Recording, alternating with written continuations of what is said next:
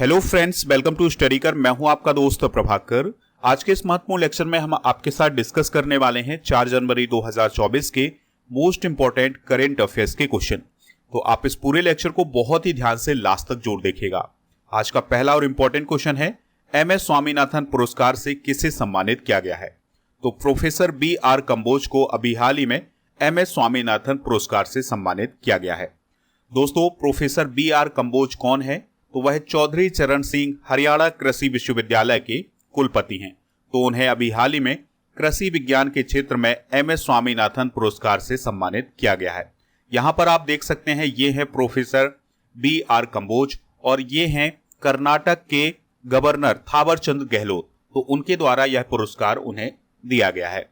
Professor BR Kamboj के द्वारा national और इंटरनेशनल लेवल की जो पत्रिकाएं हैं या पुस्तकें हैं या तकनीकी पत्रिकाएं हैं, उनमें उन्होंने 300 शोध पत्र या लेख प्रकाशित किए हैं। बात करते हैं डॉक्टर MS स्वामीनाथन पुरस्कार की। तो इसकी शुरुआत 2004 में हुई थी और यह कृषि विज्ञान के क्षेत्र में या कृषि के क्षेत्र में प्रदान किया जाता है।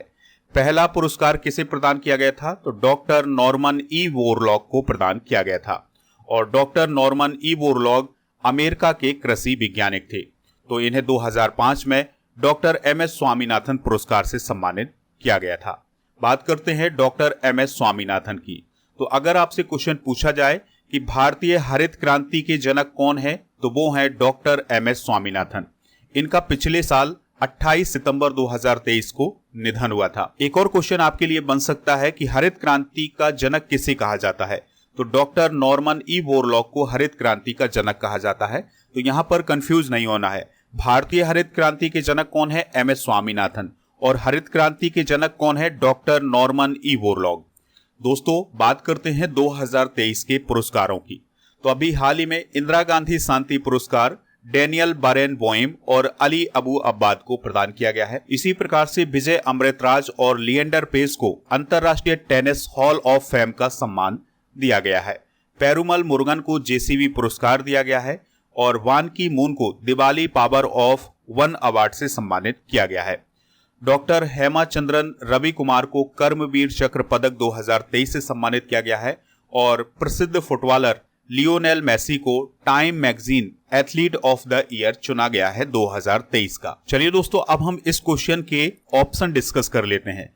तो प्रोफेसर BR कंबोज की बात कर चुके हैं कि इन्हें MS स्वामीनाथन पुरस्कार मिला है।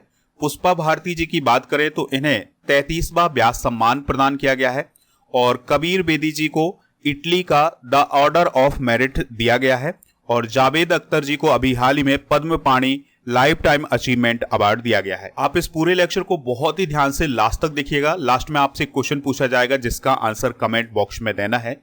अगर आप चैनल पर पहली बार आए हैं तो सब्सक्राइब कर लें, बेल आइकॉन भी दबा लें जिससे आपको समय पर सबसे पहले नोटिफिकेशन मिल सकेगा। आप हमारे टेलीग्राम चैनल से जुड़ जाइएगा। आपको टेलीग्राम पर जाना है, स्टडीकर ऑफिशियल सर्च करना है तो हमारा चैनल मिल जाएगा। इस चैनल को ज्वाइन करना है तो आपको PDF भी मिल जाएगा। इसके अलावा आप हमारा ऐप भी डाउनलोड कर लीजिएगा। ऐप का लिंक डिस्क्रिप्शन बॉक्स में दिया गया है। तो यहाँ पर आपको ई-बुक, टेस्ट सीरीज, PDF और डेली क्विज मिल जाएंगे। ई-बुक की बात करें तो दोस्तों, यहाँ पर आपको दोनों माध्यम में यानी हिंदी और इंग्लिश दोनों माध्यम में ई-बुक मिल जाएगी मंथली करेंट अफेयर्स की। तो इसको भी आप वहां से प्राप्त कर सकते हैं। नेक्स्ट क्वेश्चन है, राजीव गांधी स्वरोजगार स्टार्टअप योजना किस राज्य में शुरू की गई है? तो यह योजना हिमाचल प्रदेश में शुरू की गई है। लेकिन याद रखिएगा, इसका 11वां चरण अभी हाल ही में शुरू किया गया है। इसका लक्ष्य क्या है? तो इसका लक्ष्य है 21 से 45 वर्ष के युवाओं के लिए सौर ऊर्जा परियोजनाएं स्थापित करना।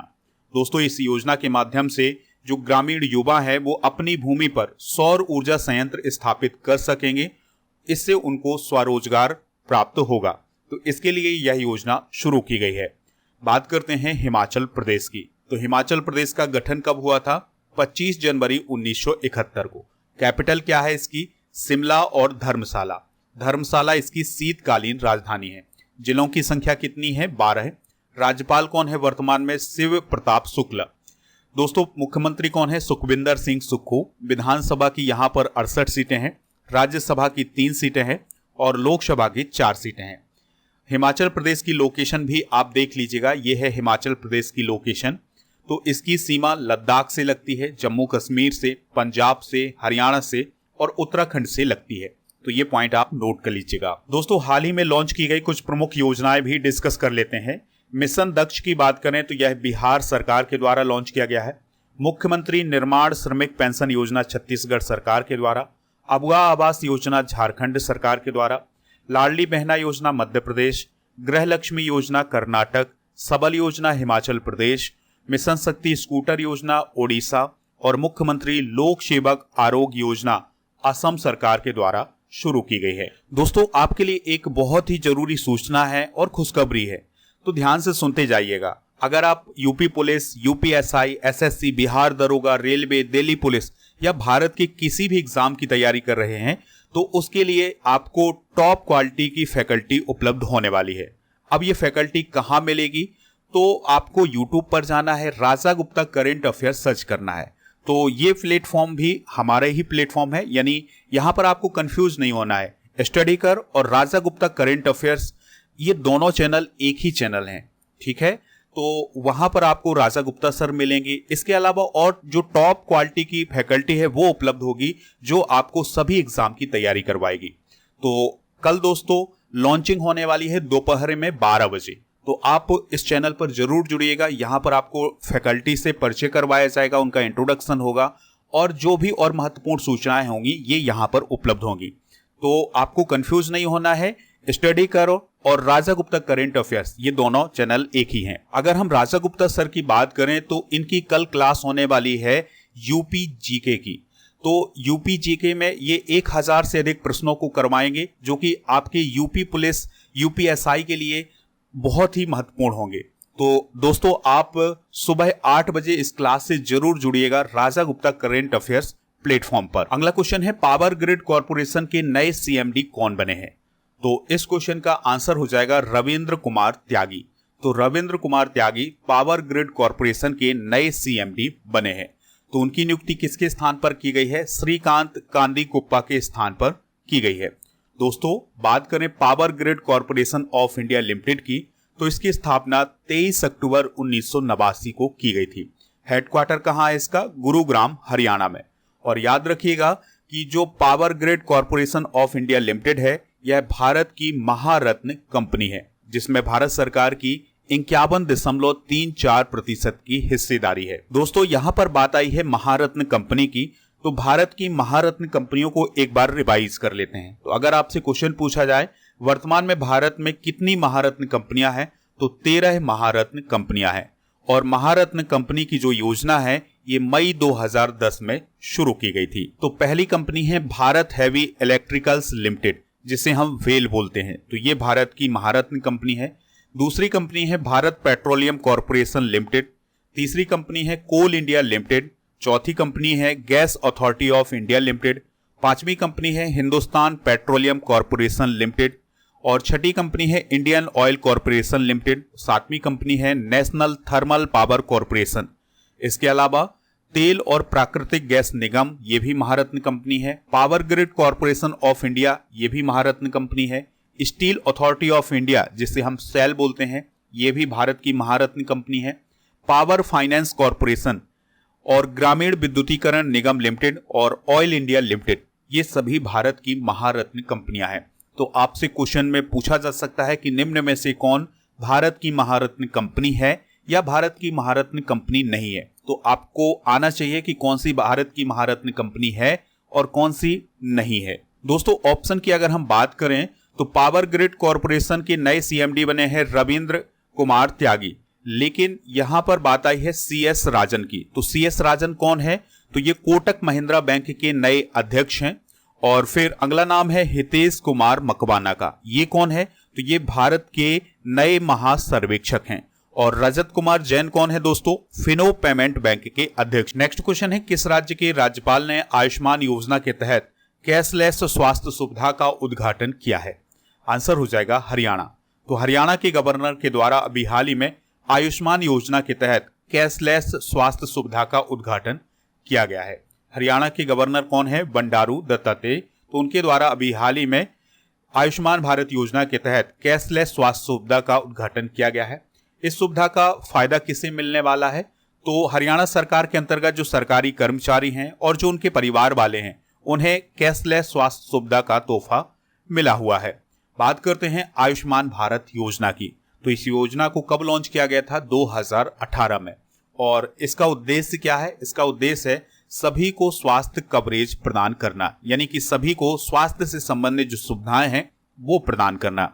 आयुष्मान भारत योजना भारत सरकार की एक प्रमुख योजना है, इस पॉइंट को भी आप नोट करिएगा। बात आई है हरियाणा की। तो हरियाणा की स्थापना कब हुई थी? 1 नवंबर 1966 को। कैपिटल क्या है इसकी? चंडीगढ़। राज्यपाल कौन है? बंडारू दत्तात्रेय।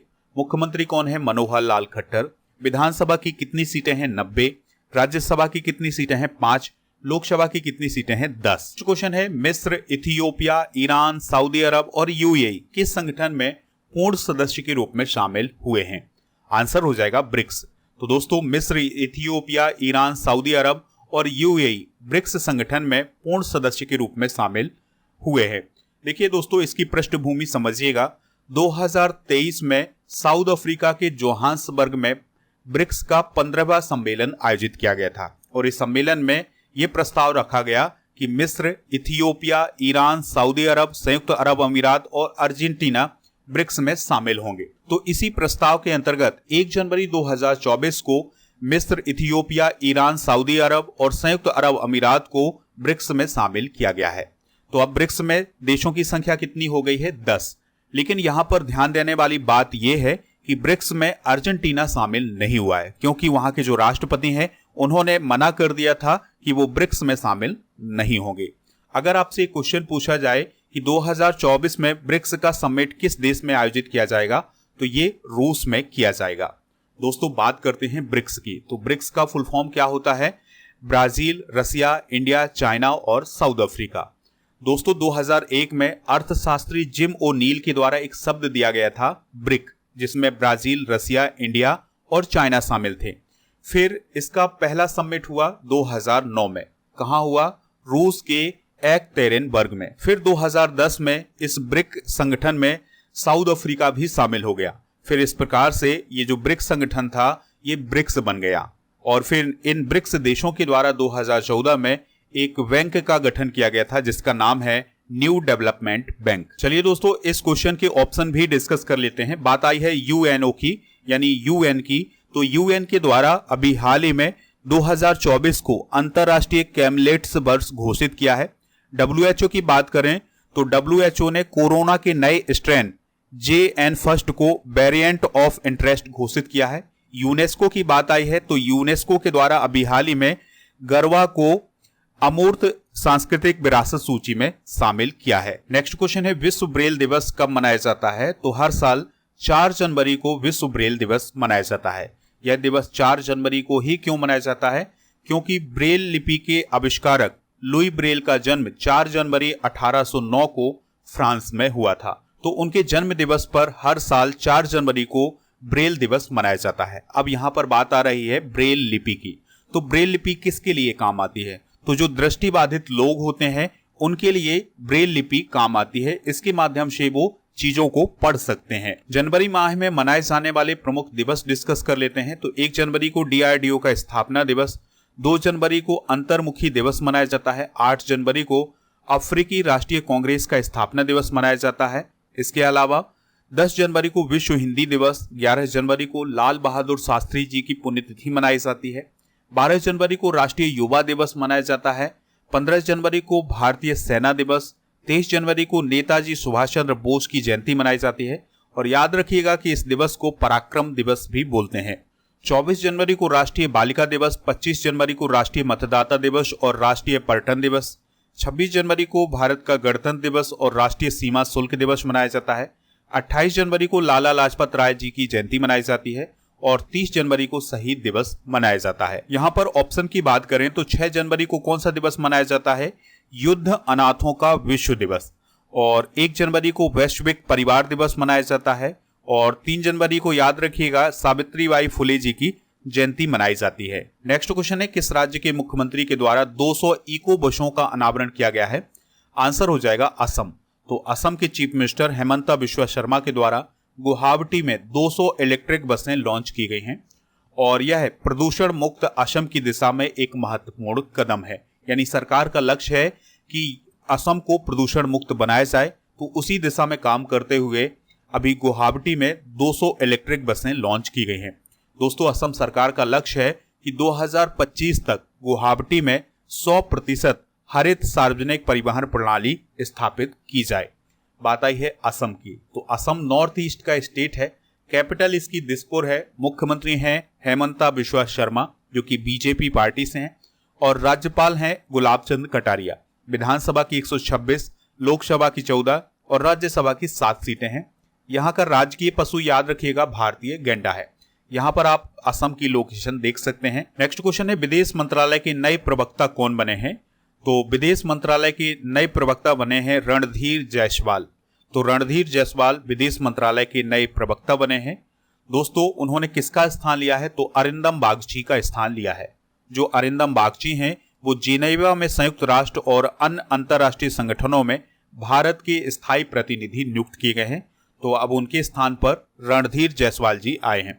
रणधीर जायसवाल जी की बात करें तो वह 1998 बैच के IFS ऑफिसर हैं। नेक्स्ट क्वेश्चन है, पीएम विश्वकर्मा योजना लागू करने वाला पहला केंद्र शासित प्रदेश कौन बना है?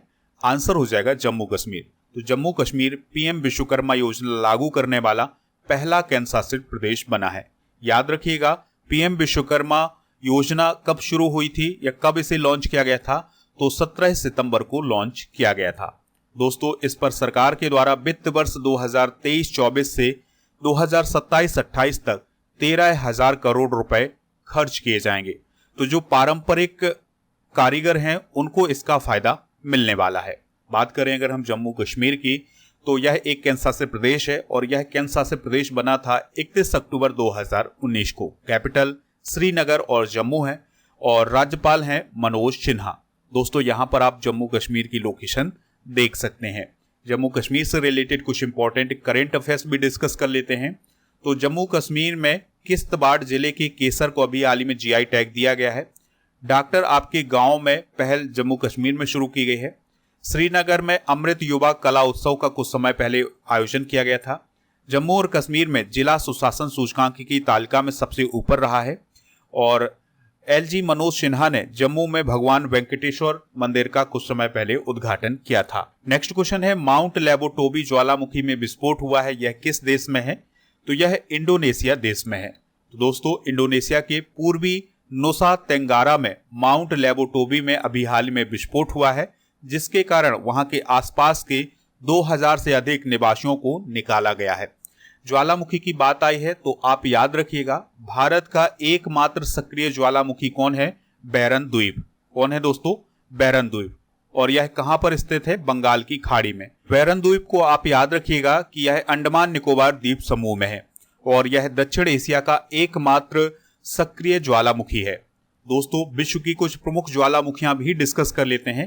तो क्वेश्चन पूछा जाए अगर आपसे कि माउंट कोटोपैक्सी किस देश में है, तो यह इक्वेडोर में स्थित है और यह एक एक्टिव ज्वालामुखी है। माउंट एटना इटली में है, स्ट्राम्बोली इटली में, विसुवियस इटली में, डैमबंद ईरान में, कोह सुल्तान ईरान में, फ्यूजियामा जापान में, किलिमंजारो तंजानिया में और कैमरून ये पश्चिमी अफ्रीका में स्थित है। चलिए दोस्तों, अब हम कल के करंट अफेयर्स को रिवाइज कर लेते हैं, फिर इसके बाद जनरल नॉलेज के पिटारे को डिस्कस करेंगे।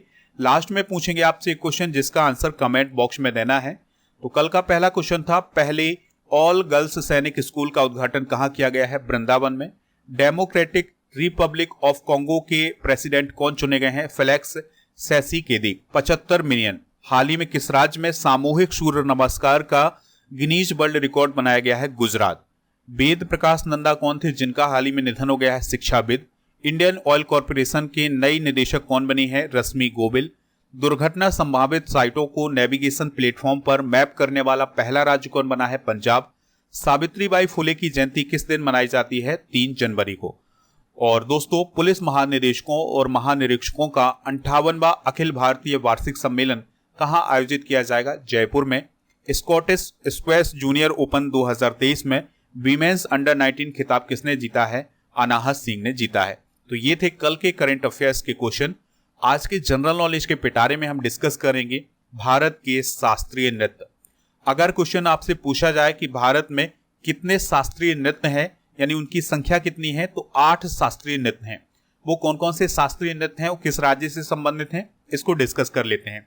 तो भरतनाट्यम तमिलनाडु से, कथक उत्तर प्रदेश से, कथकली केरल से, कुचिपुड़ी आंध्र प्रदेश से, मणिपुरी मणिपुर से, मोहिनीअट्टम केरल से, ओडिसी ओडिशा से और सत्रिय नृत्य असम से रिलेटेड है। दोस्तों कल के करंट अफेयर्स में आपसे क्वेश्चन पूछा गया था मोढेरा सूर्य मंदिर किस राज्य में स्थित है, तो आंसर हो जाएगा गुजरात। तो लगभग सभी लोगों ने इसका आंसर गुजरात बताया हुआ है। इसी प्रकार से आपसे जो क्वेश्चन पूछा जाए उसका आंसर आप कमेंट बॉक्स में जरूर बताइएगा। आज का क्वेश्चन है लुई ब्रेल का जन्म किस देश में हुआ है, तो जो भी इसका राइट आंसर हो कमेंट बॉक्स में जरूर बताएं। हमें इंतजार रहेगा आपके